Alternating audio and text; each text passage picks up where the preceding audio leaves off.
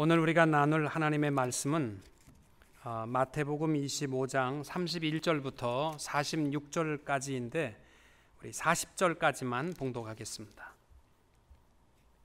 인자가 자기 영광으로 모든 천사와 함께 올 때에 자기 영광의 보좌에 앉으리니 모든 민족을 그 앞에 모으고 각각 구분하기를 목자가 양과 염소를 구분하는 것 같이 하여 양은 그 오른편에 염소는 왼편에 두리라.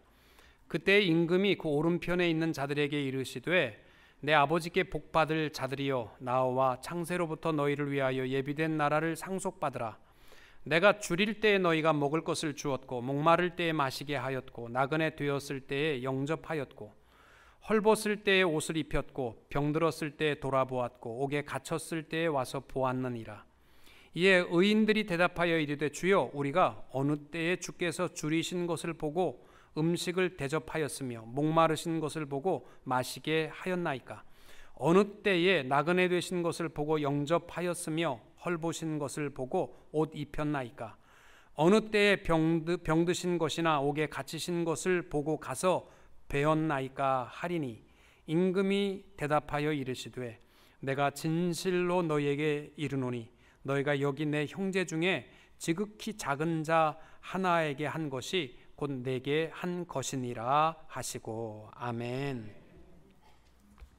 오늘의 말씀은 예수님께서 마지막 심판에 대한 말씀을 하면서 양과 염소의 분류가 일어날 것에 관한 말씀입니다. 여러분, 양과 염소의 분류라고 하면 우리는 잘 감을 못 잡지만 목축업을 생계 수단으로 여겼던 이스라엘 백성들은 이게 무슨 의미인지를 잘 압니다. 목자는 평상시에는 양과 염소를 한 우리 안에 넣고 같이 돌봅니다. 그러나 털 깎는 날에는 양과 염소를 구분합니다. 주로 1년에 오순절이 지난 무렵에 한 해 동안 자란 양털을 깎아서 옷을 만들기도 하여 주인에게 유익을 드리는 시간이기도 하지만 양떼 자신에게도 털 깎는 시간이 축복의 시간인 것입니다. 양이 털을 깎으면 추울 것 같고 상처도 입을 것 같지만 아픔도 있을 것 같지만 안 깎게 되면 살아도 산 게 아닐 만큼 더 고통스럽습니다. 2015년 8월에 오스트레일리아에서 주인의 눈을 피해서 살살 도망다니면서 6년 동안 털을 깎지 않는 양이 발견됐습니다. 6년 동안 털을 깎지 않게 되자 이 털을 깎을 만한 사람이 없어서 전문가 중에서도 전문가인 엘킨스라는 사람을 불러다가 양털을 깎았습니다. 그 안에 수많은 상처와 아픔들이 또 있었지만 그 모든 것을 치료하고 지금은 회복하고 있다라는 양을 소개한 사진을 여러분 보셨습니다. 이 양이 깎아낸 털의 무게가 43kg, 어마어마한 털을 깎아냈습니다. 여러분, 때때로 내가 홀라당 털을 깎아내면 춥고 배고프고 어려울 것 같죠? 안 깎아내면 더 큰일 납니다. 때때로 우리 양들은요, 하나님의 영광을 위해서 깎아야 될 때는 깎아야 할 줄로 믿습니다. 희생하고 헌신하는 게 손해보는 것 같죠? 절대 아닙니다. 그래야 튼튼하게 자랄 수 있습니다. 나는 희생 없어도 건강합니다 하는 분이 있으면 분명히 염소입니다. 염소는 털 깎지 않아도 항상 건강합니다. 여러분, 나는 희생하지 않아도 전혀 잠도 잘 자고 모든 일도 건강하다 그러면 한번 울어보세요. 음메 소리가 나면 염소일 것입니다. 염소가 그러면 불필요한 동물이냐? 안 그렇습니다. 교회 안에 여러분 양떼들만 있으면 건강하겠느냐? 아닙니다. 염소도 필요해요. 염소는 성질이 급해서 절대로 한 곳에서 음식을 안 먹고 풀을 먹다가 말고 저 앞에 분명 뛰어가서 또 먹고 뛰어가서 또 먹고 이러한 성질을 갖고 있습니다. 그래서 목자가 불러도 소용없어요. 목자 앞장서서 지가 나가서 막 풀 뜯어 먹습니다. 그리고 염소는 머리에 뿔이 달렸기 때문에 지 고집대로 안 되면 주인이고 나발이고 소용없어. 한 번씩 들이받습니다. 이게 염소입니다. 양은 다릅니다. 양은 시력이 안 좋아서 앞이 잘 안 보이니까 절대로 혼자 못 갑니다. 목자 뒤만 졸졸 따라갑니다. 왜냐하면 그 앞은 안 보이니까 목자가 인도하는 대로 뒤따라갑니다. 그럼에도 불구하고 이 양도요, 식탐이 너무 많기 때문에 어느 풀밭에 갖다 놓든지 풀을 뿌리채 뽑아 먹는답니다. 그런데 이 양이요, 염소를 모방하기를 좋아한대. 오늘날 성도들도요, 쓸데없이 세상 사람들 자꾸 흉내내는데 그 모방을 해가지고 염소 따라서 저기 염소가 뛰어가면 자기도 먹다 말고 뛰어가서 먹는 모방을 하기 때문에 염소 때문에 풀밭이 보호된답니다. 양떼들만 놔두면요, 있는 자리에서 뿌리까지 뽑아 먹기 때문에 황폐화될 수밖에 없다는 거예요. 또 이 양은 위기 능력에 대처하는 것이 없답니다. 아무리 맹수가 달려와도 내가 뭘 해야 될지 잘 모르는 게 양떼입니다. 그런데 염소들은요, 이게 약사 빨라가지고 뭐 맹수가 달려왔다 그러면 그냥 후다닥닥 타고 도망간대. 그럼 양떼는 뭔지도 모르고 따라서 도망간다는 거야. 그래서 양떼가 아름답고 건강하려면 염소가 필요하다는 겁니다. 제가 우리 교회도 보면요, 염소가 한 마리씩 있어요. 그런데 황금 비율, 가장 건강하고 튼튼한 황금 비율이 몇 대 몇이냐? 25% 대 75%랍니다. 3마리 양이 있으면 염소 한 마리씩 끼어 있어야 건강한 양떼로 자라갈 수 있다라고 말합니다. 여러분, 오늘 예배하는 분들은 한 사람도 빠짐없이 하나님 앞에 설 때에 염소가 돼서는 큰일 납니다.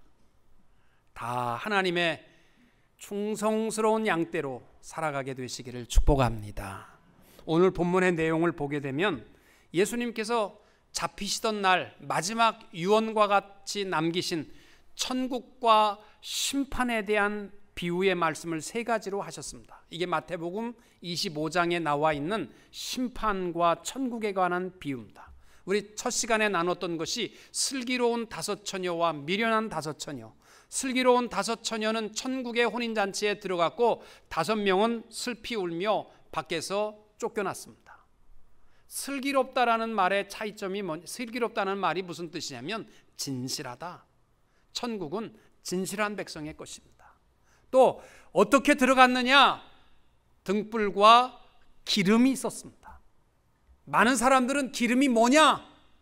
소기름이냐 돼지기름이냐 이런 거 따질 거 없어요. 중요한 것은 뭐예요? 끝까지 불을 밝히는 자가 천국에 들어가는 줄로 믿습니다. 내게 주신 직분에 대해서, 사명에 대해서 끝까지 충성하고 모든 사람 앞에 향기가 될 수 있기를 바랍니다. 두 번째로 천국은 누가 들어가느냐? 달란트 비유로 말씀하셨습니다. 5달란트와 2달란트를 맡은 자는 힘써 노력하여 5달란트와 2달란트를 더 남겨왔습니다. 그때 예수님께서 그들을 칭찬한 것은 뭐냐면 착하고 충성된 종아.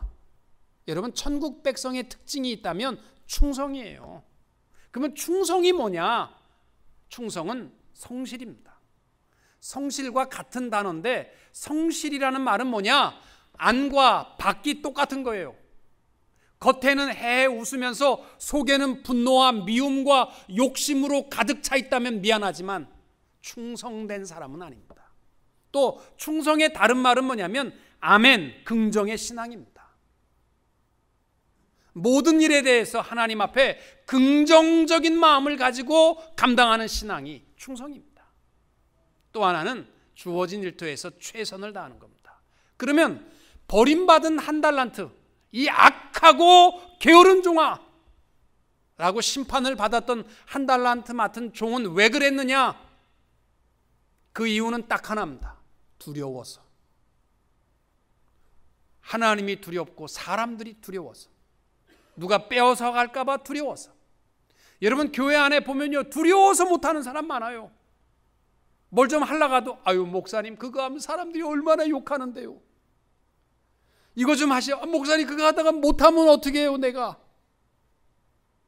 다 두려워서 언제까지 여러분에게 맡겨주신 달란트를 가지고 언제까지 숨기고 있으려니까. 최선을 다해서 충성을 다하고 긍정하는 하나님 백성들이 될 수 있기를 원합니다. 마지막 오늘 말씀은 31절부터 46절까지가 마지막 천국에 관한 말씀이 양과 염소의 분류로 나누고 있습니다. 이건 분명히 우리의 행한 대로 하나님께서 작은 행위 하나라도 잊지 아니하시고 갚아주실 것을 분명히 말씀하는 것입니다. 살아있는 믿음이 뭐냐? 여러분 오늘 하나님 앞에 예배하면서 혹 내가 지금까지 염소짓 하지 않았나? 교회에도 염소도 필요하지만 그래도 하나님 앞에 나는 신실한 양으로 하나님을 기쁘시게 하며 살아갈 수 있는 성도님들이 다 되시기를 주님의 이름으로 축원합니다. 제일 먼저 본문을 통해서 우리가 꼭 기억해야 할 것은 마지막 날 하나님의 심판이 분명히 약속되어 있다라는 사실입니다. 31절부터 보면 이렇게 말합니다. 예수님께서 인자가 자기 영광으로 모든 천사와 함께 올 때에 자기 영광의 보좌에 앉으리니 모든 민족을 그 앞에 모으고 각각 구분하기를 목자가 양과 염소를 구분하는 것 같이 하여 양은 그 오른편에 염소는 왼편에 두리라. 심판에 주로 오시는데 마지막 날 심판의 주체가 누구냐? 인자. 지금은 십자가에 우리의 죄를 대신하여 죽으시지만 그 주님이 심판에 주로 오실 것을 약속하셨습니다. 그리고 심판의 내용이 뭐냐? 양과 염소로 구분할 것이다. 심판의 결과가 뭐냐? 양들은 영원한 생명에, 염소들은 영원한 형벌에. 46절 결론이 그거예요. 그들은 영벌에, 의인들은 영생에 들어가리라. 여러분, 하나님의 최종적 심판에 대한 말씀은 신약 구약 성경을 통틀어서 핵심적인 주제가 됩니다. 또한 성경에서 특별히 하나님의 심판에 대해서 가장 많이 말씀하신 분이 예수 그리스도이십니다. 예수님은 공생의 기간 동안에 결코 하나님 앞에 용서받을 수 없는 죄가 무엇인지, 결단코 천국에 들어갈 수 없는 사람이 누구인지, 영혼을 잃어버린 자의 그 위험, 지옥에서의 영원한 고통을 당하고 바깥 어두움의 영혼이 쫓겨남에 대해서 주님은 수도 없이 우리에게 말씀하셨습니다. 그 고통을 알기 때문에 예루살렘 성에 올라오자마자 주님은 멸망받을 자를 바라보며 끝없이 눈물을 흘리셨습니다. 여러분, 마지막 날 반드시 심판이 있음을 기억하시기 바랍니다. 베드로후서 3장 9절에 베드로가 마지막 편지의 결론이 뭐냐? 주의 약속은 어떤 이들이 더디다고 생각하는 것 같이 더딘 것이 아니라 오직 주께서는 너희를 대하여 오래 참으사 아무도 멸망하지 아니하고 다 회개하기에 이르기를 원하시느니라. 아멘. 그러면 마지막 심판대 앞에 우리가 섰을 때 그 양과 염소로 구분되는 기준점이 뭐냐? 그것은 딱 하나밖에 없습니다. 오직 예수 그리스도인 줄로 믿습니다. 요한복음 14장 6절 예수께서 이르시되 내가 곧 길이요 진리요 생명이니 나로 말미암지 않고는 아버지께로 올 자가 없느니라. 아멘. 사도행전 4장 12절 말씀, 다른 이로서는 구원을 받을 수 없나니 천하 사람 중에 구원을 받을 만한 다른 이름을 우리에게 주신 일이 없음이라. 아멘. 구약의 백성들이 예수님 없는데 어떻게 천국 갑니까? 그들은 율법을 가졌고요, 죄를 깨닫고 하나님 앞에 희생의 제물을 드렸습니다. 그 피 흘림이 무엇인지 몰랐지만 그것은 오실 메시아를 향한 예표적 피 흘림이었습니다. 신약의 백성들은 오신 메시아를 바라보고 믿음으로 구원에 이르게 되는 줄로 믿습니다. 사람은 누구나 다 하나님의 정하신 디데이가 있습니다. 개인적으로 맞이하는 그날을 우리는 죽음이라, 성경에서는 잠잔다 이렇게 표현했습니다. 또 역사적으로 우리 모두가 맞이하는 종말의 날이 재림의 날이라 성경은 그렇게 말씀합니다. 여러분, 성경을 통해서 우리가 기억해야 할 것은 이대로 우리가 천년만년 사는 것이 아니라 언제인지 모르지만, 개인적으로 맞이할지 역사적으로 맞이할지 모르지만 하나님의 심판다 앞에 설 것을 기억하시기 바랍니다. 어떤 목사님이 설교하시면서 설교의 마지막 결론은 항상 빼놓지 않고 선포한 것이 있는데, 그게 뭐냐면 죽기 전에 회개하십시오. 그 다음 날 설교에도 죽기 전에 회개하십시오. 죽기 전에 회개하십시오. 그랬더니 한 성도가 목사님 말씀 맞습니다. 그러나 언제 죽을지 어떻게 합니까? 그러니까 목사님이 그러니까 지금 회개하란 말이요. 지금. 언제 죽을 줄 알면 좀 편안히 살아도 좋은데 언제 죽을 줄 모르면 지금 회개하시오. 이게 종말 신앙입니다. 종말 신앙은요, 2020 몇 년 주님이 오실 것이다, 이거 추측하는 게 종말 신앙이 아니고, 내가 오늘 하나님이 부르셔도 심판대 앞에 담대하게 설 수 있도록 준비하는 신앙, 이게 종말 신앙입니다. 마태복음 24장 우리 36절에서 주님이 오실 그날에 대해서 말씀하기를, 그날과 때는 아무도 모른다. 하늘의 천사도 아들도 모르고 오직 아버지만 아신다. 사랑하는 성도 여러분, 우리에게 그 마지막 날이 있음을 늘 기억하고 살아가게 되시기를 축복합니다. 이제 예수님께서 마지막 비유에 내가 반드시 올 텐데 그 심판의 모습을, 오른편에는 양떼를, 왼편에는 염소를 둘 것을 말씀했습니다. 오늘 본문에 보십시오. 34절부터 보면 이렇게 되어 있습니다. 그때에 임금이 그 오른편에 있는 자들에게 이르시되, 내 아버지께 복받을 자들이여, 나와 창세로부터 너희를 위하여 예비된 나라를 상속받으라. 내가 줄일 때에 너희가 먹을 것을 주었고, 목마를 때에 마시게 하였고, 나그네 되었을 때에 영접하였고, 헐벗을 때에 옷을 입혔고, 병들었을 때에 돌보았고, 옥에 갇혔을 때에 와서 보았느니라. 그랬더니 이 사람들이 하는 말이 있습니다. 우리가 언제 주님 앞에 그렇게 했나요? 안 했어요. 우리는 주님이 언제 배고플 때 우리가 대접했고, 주님이 언제 목마를 때 우리가 냉수를 대접했나요? 주님이 춥다고 그래서 우리가 옷 드린 적 없습니다. 사람 잘못 보셨습니다. 그랬을 때 그 임금이 40절에 이렇게 말합니다. 내가 진실로 너희에게 이르노니 너희가 여기 내 형제 중에 지극히 작은 자 하나에게 한 것이 곧 내게 한 것이니라. 아멘. 좀 크게 하세요. 아멘. 작은 자 우습게 보지 마세요. 지극히 작은 자, 여러분 작은 사람들 맵습니다. 작은 사람들 우습게 보면요 큰일 납니다. 근데 오늘 말씀에 이 작은 자를 대접하라고 그래서 저처럼 작은 사람 대접하라는 말이 아니고, 여기서 말하는 것은 엘라키스토스라는 이 단어는 미크로스라는 단어의 최상급입니다. 그러니까 정말 보잘것없는 사람, 오늘날 우리 표현으로 말하자면 건강하지도 않고 가진 것도 없고 배운 것도 없고 누가 봐도 가깝게 지내고 싶지 않은 사람, 사람들의 눈에 잊혀지기 쉬운 사람, 참으로 무가치하다고 여기는 사람, 그 사람을 가리키는 말입니다. 이 사람에게 행하는 것이 곧 나에게 행하는 것이라고 말씀합니다. 이 선행의 특징이 있다면 대가가 없다는 겁니다.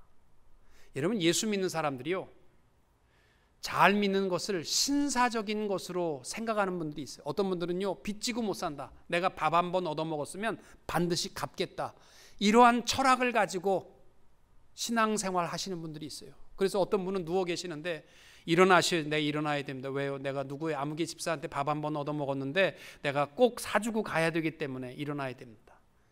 여러분, 그걸 무슨 대단한 그리스도인 아니에요. 그거 아니에요. 어떤 분은 아예 신세 안 지기 위해서 밥 먹자고 그래도 안 먹는데, 왜? 나는 신세 안 져요.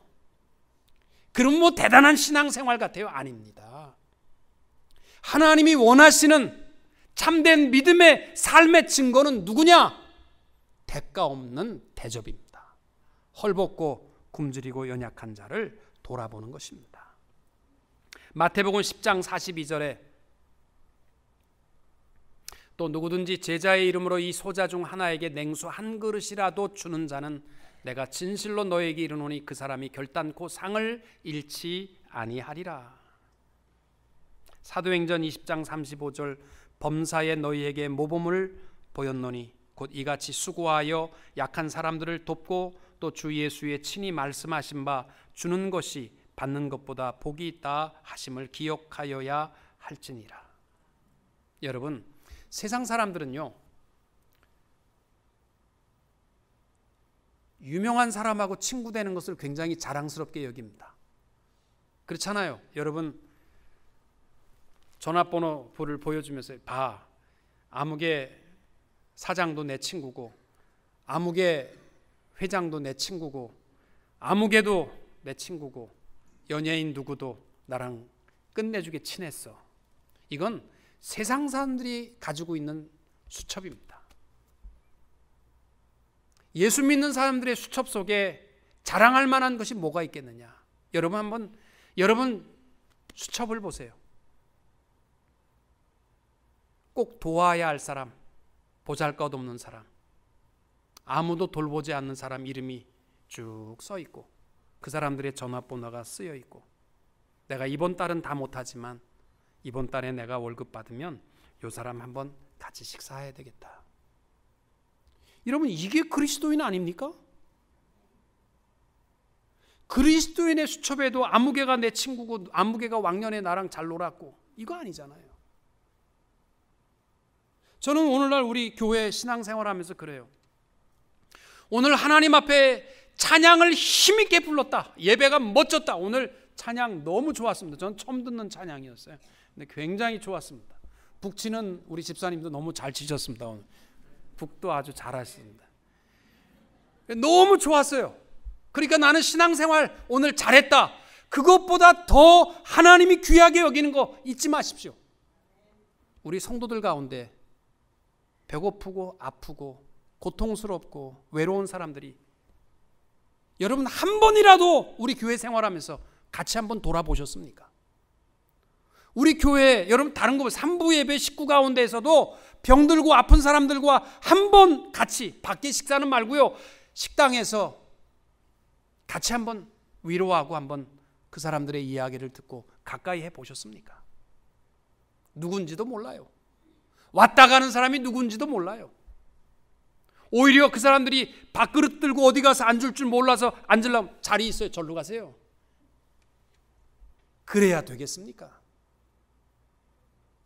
한번 울어보세요. 음메 하면 염소입니다. 그거는 염소.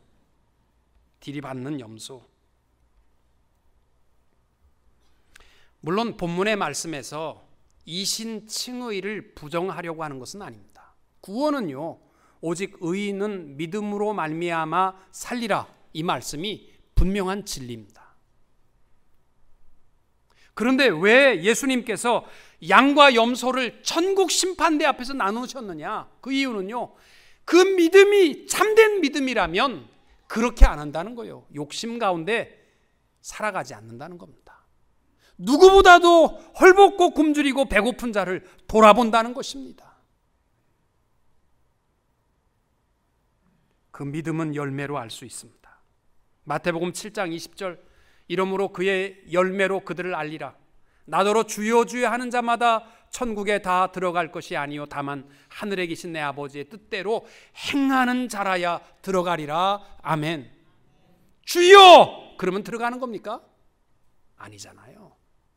믿습니다. 그러면 들어가는 거예요? 아니잖아요. 참된 믿음은 행함에 있습니다. 특별히요, 양들 가운데서 고기에 묻혀서 살아가는 염소들은요, 진짜 자기 주제 파악이 안 됩니다. 왜? 보이는 게 다 양이기 때문에 자기도 양인 줄 알아요. 양들 사이에 끼어 있는 불쌍한 염소가 되지 마시고 예수님이 말씀하신 것처럼 내 믿음이 올바르면 무엇보다 우리 교회에 소외된 자들, 식사를 하려고 해도 아무도 함께 앉아주지 못하는 그분들을 사랑하고 돌아볼 수 있게 되시고, 여러분의 수첩에는 돌보아야 할 사람들의 이름과 전화번호로 가득하게 되시기를 축복합니다. 아멘.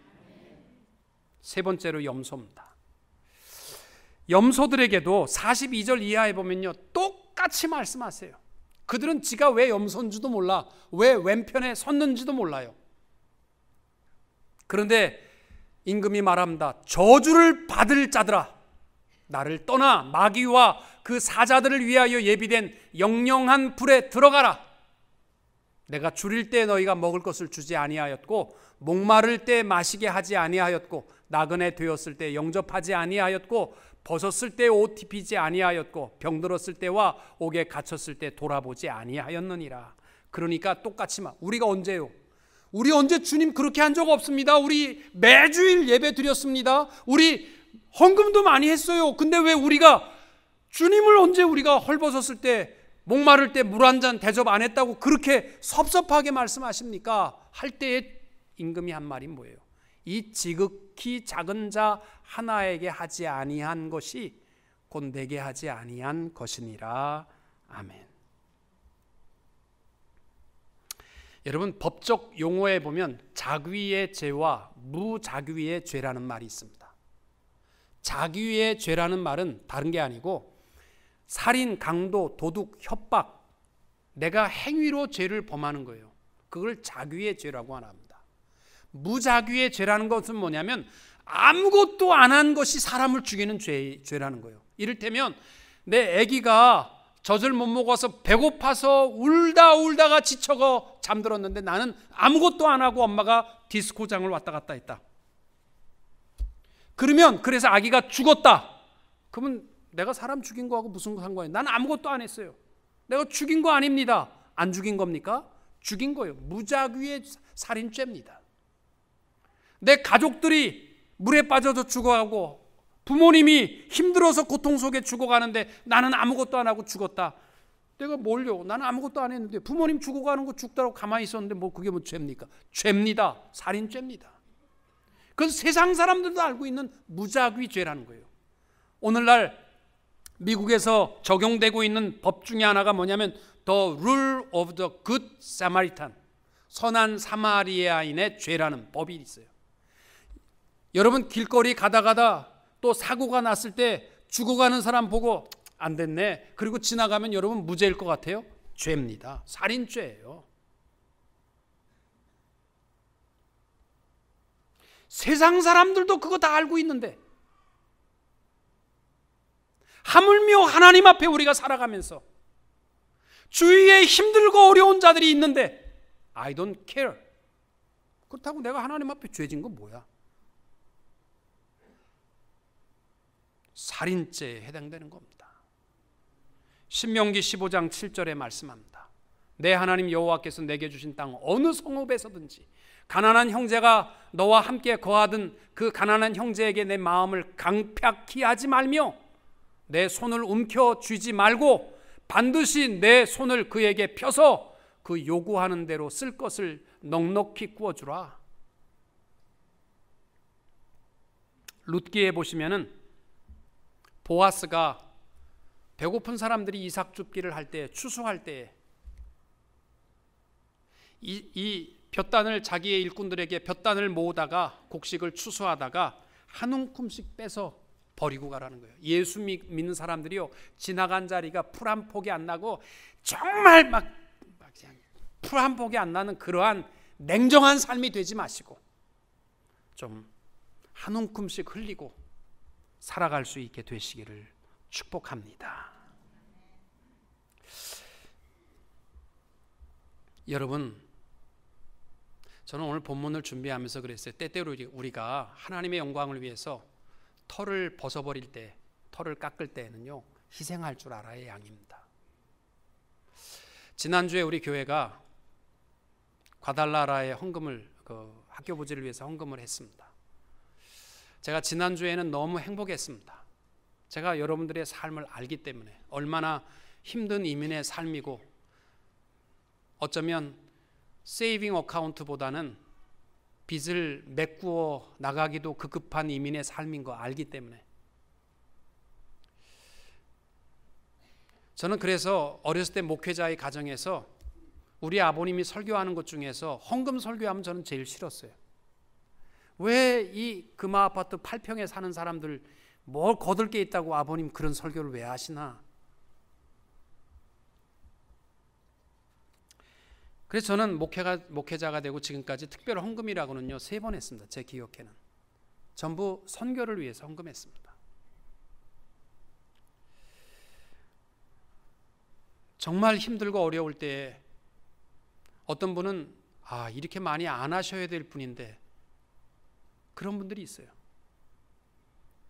그래서 제가 일주일 동안 제가 하나님 앞에 기도하면서 그랬어요. 하나님, 우리 성도들이 힘든 이민 생활 속에서 다 마음은 내 몸도 드리고 싶은 마음이라서 이렇게 다 기쁨으로 다 참여했습니다. 어떤 분은 정말 드리고 싶어도 없어서 못 드리신 분들 제가 용서하세요. 그분들 뭐라고 하려고 하는 건 아닙니다. 정말 힘있게 다 하셨습니다. 그러나 여러분, 제가 말씀드린 건 이거예요. 100배, 60배, 30배로 하나님이 채워주시면 감사하고, 그리 아니하실지라도 내가 털을 베껴서 희생한 것만큼 추울지라도, 내가 털을 베껴 아픔이 있고 고통이 있을지라도 그것 때문에 괴로워하지 마십시오. 지극히 작은 자를 대접하는 축복은 아무도 몰라줘도 하나님 앞에 설 때 하나님은 아실 줄로 믿습니다. 하나님 앞에 늘 양으로 살아가는 성도님들이 되시기를 주님의 이름으로 축원합니다.